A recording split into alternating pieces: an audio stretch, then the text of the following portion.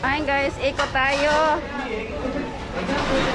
Ang ganda dito guys kasi meron sa loob ng parang sa loob ng parang market.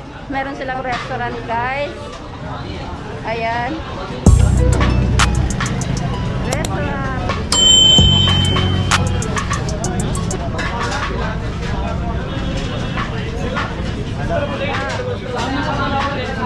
Tignan naman to guys, oh.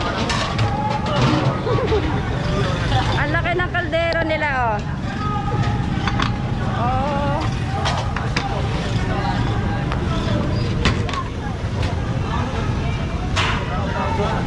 Hi ka.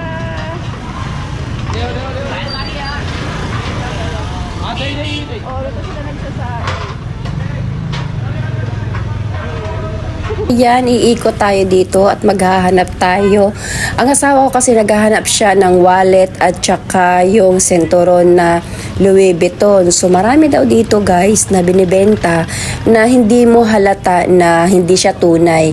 Pero dito kasi yung paggawaan yata or ewan ko, basta pag binili mo siya guys, hindi siya halata na hindi totoo. Kaya eto naman tayo, iikot tayo dito at ito nga ang nakikita natin na para ito guys, parang naalala ko tuloy itong lugar na ito sa Divisoria or sa Quiapo guys, yung 'di ba meron doon sa ilalim doon na bilihan sa bandang Divisoria. At dito pa rin guys, puro kalalakihan pang nagtatrabaho, patay nananahi ay lalaki pa. O 'di ba? So marami dito mabibili na ang napakamura guys sa mga damit pang summer o kaya pang winter. Nakikita ko nga yung iba dito guys, yung nasa Lazada or sa paring-pareho siguro sila.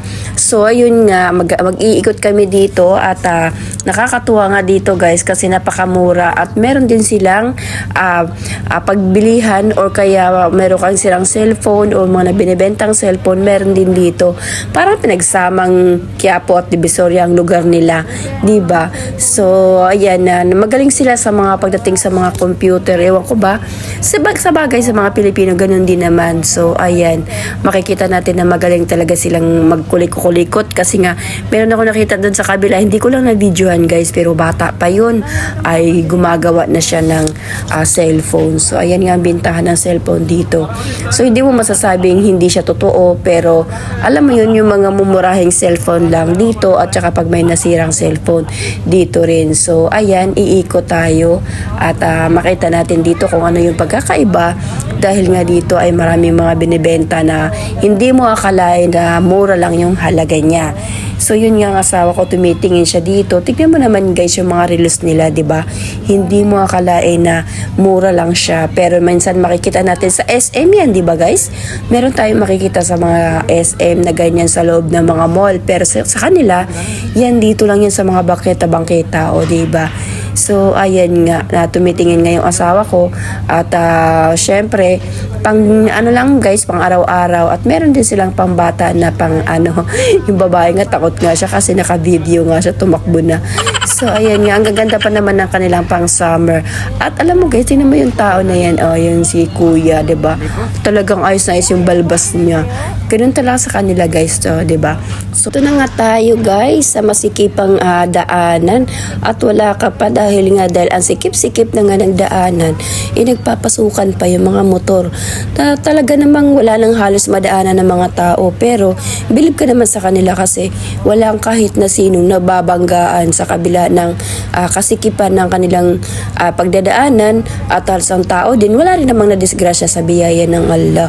So ayan nga, at meron din akong ipapakita sa inyo guys dito na ewan ko ba bakit nila kinakain yun. Ang sabi sa akin ng hipag ko na maganda daw sa tiyan, samantalang sa atin kasi 'di ba guys, hindi naman natin kinakain ito dahil ang alam ko sa atin is pinapakain ito or pinapakain yun sa baboy. Yung baga sa amin kasi sa Bisaya, gipalawag na muna ba, daambot na oy. Pero dito sa kanila guys, kinakain yun. At ito nga ay papakita ko sa inyo ang nyog. Ayan. Yung nyog na yan guys, binibenta ni tatay yan para kainin ng tao. Samantalang 'di ba, mag-igit man tayo niyan pag kumain, ano ba yan oy. Pero binibenta ni tatay yan, 'di ba? Binibenta yun ni tatay guys. Ayan.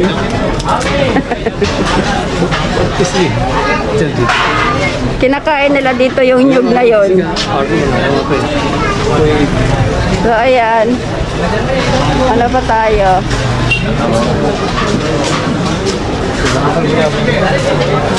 इसके बाद एलजी की शर्ट है इससे पहले थोड़ा हमारी दुकान में एलजी की शर्ट बनी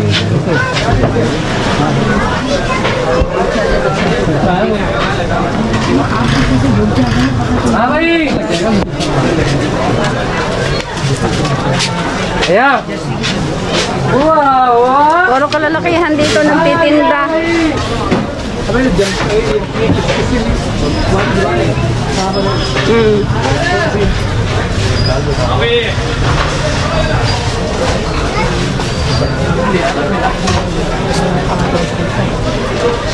Makipagsiksikan tayo dito guys. Bibili tayo ng ano. Bumibili sila ng wallet. At saka ano. Centuron guys. Ayan.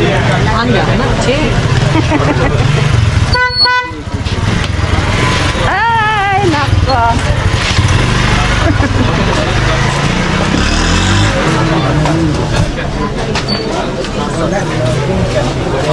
Ipagsiksikan tayo.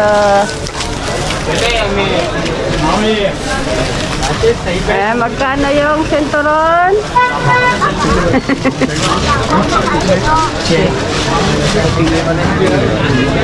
Shopper